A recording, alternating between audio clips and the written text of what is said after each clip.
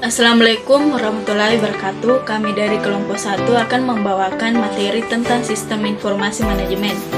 Adapun konsep-konsep pokok sistem informasi manajemen, selain kita harus mengetahui definisi dari SIM, kita juga harus mengetahui dan memahami konsep-konsep yang berhubungan dengan informasi, pemakaian informasi, dan nilai informasi.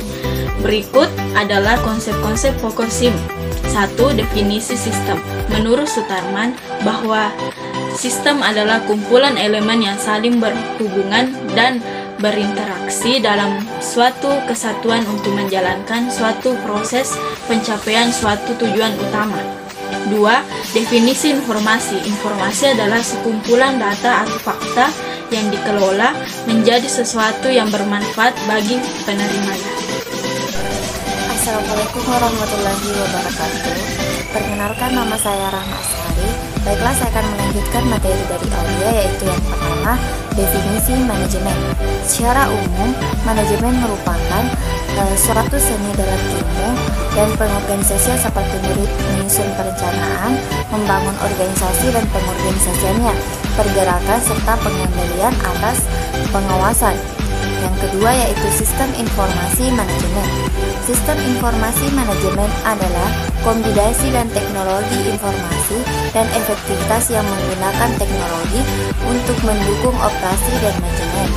Oleh karena itu, sistem informasi membantu para manajer dan pimpinan perusahaan untuk mendapatkan gambaran mengenai perusahaan. Informasi yang didapat merupakan bahan masukan yang penting bagi manajer dalam pengambilan keputusan. Pertama-tama, perkenalkan, nama saya Asriani. Baik, saya akan melanjutkan materi dari Rahma Asari. Di sini saya akan menjelaskan fungsi sistem informasi manajemen. Ada banyak manfaat dan fungsi sistem informasi manajemen.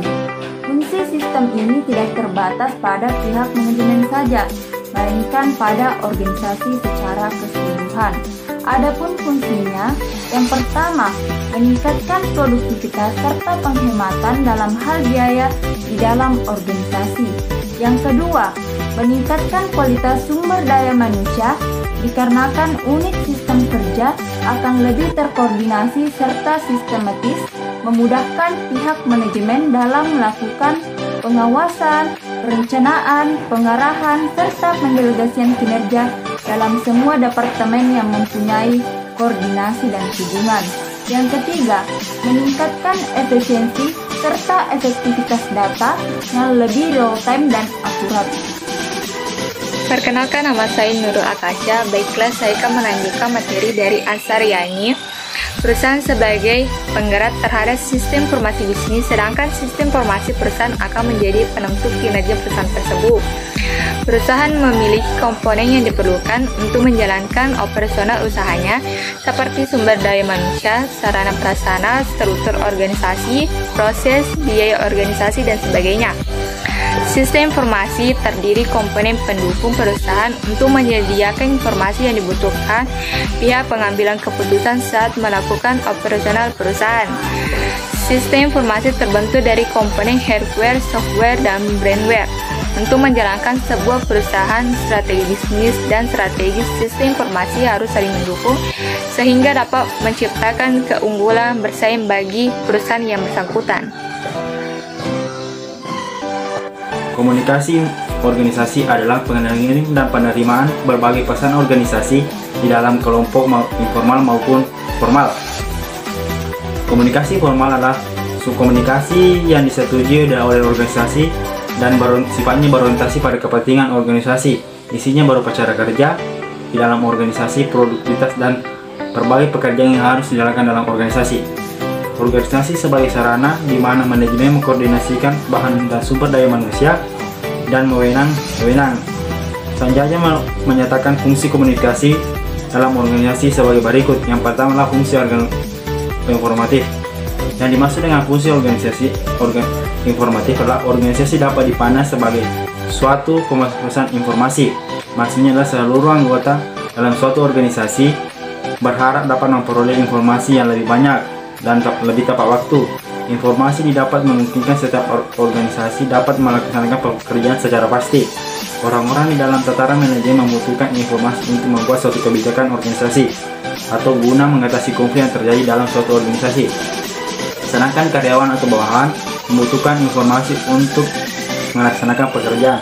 Di samping itu, menjadi jaminan sosial, kesehatan, izin cuti, dan lain-lain sebagainya. Assalamualaikum warahmatullahi wabarakatuh. Baiklah, saya akan melanjutkan fungsi regulatif. Fungsi ini berkaitan dengan peraturan-peraturan yang berlaku dalam suatu organisasi. Terdapat dua hal yang berpengaruh terhadap fungsi regulatif, yaitu berkaitan dengan orang-orang yang berada dalam tataran manajemen, yaitu mereka yang memiliki kewenangan untuk mengendalikan semua informasi yang disampaikan, juga memberi perintah atau instruksi supaya perintah-perintahnya dilakukan sebagaimana semestinya. Berkaitan dengan pesan-pesan regulatif pada dasarnya berorientasi pada kerja. Artinya, bawahan membutuhkan kepastian peraturan tentang pekerjaan yang boleh dan tidak boleh untuk dilaksanakan. Saluran komunikasi formal seperti penerbitan khusus dalam organisasi tersebut dan laporan kemajuan organisasi. Saluran komunikasi informal seperti perbincangan antar pribadi selama masih istirahat kerja, pertandingan olahraga, ataupun kegiatan dharma wisata. Pelaksanaan aktivitas ini akan menumbuhkan keinginan untuk berpartisipasi yang lebih besar dari diri karyawan terhadap organisasi. Fungsi persuasif. Dalam mengatur suatu organisasi, kekuasaan dan kewenangan tidak akan selalu membawa hasil sesuai dengan yang diharapkan. Adanya kenyataan ini, maka banyak pimpinan yang lebih suka untuk mempersuasi bawahannya daripada memberi perintah. Sebab pekerjaan yang dilakukan secara sukarela oleh karyawan akan menghasilkan kepedulian yang besar dibanding kalau pimpinan sering memperlihatkan kekuasaan dan kewenangannya. Fungsi integratif. Setiap organisasi berusaha untuk menyediakan saluran yang memungkinkan karyawan dapat melaksanakan tugas dan pekerjaan dengan baik. Terima kasih. 5. Sistem informasi terpadu adalah suatu sistem yang digunakan oleh perusahaan multinasional, khususnya manufaktur yang memproduksi produk atau sebagai distribusi.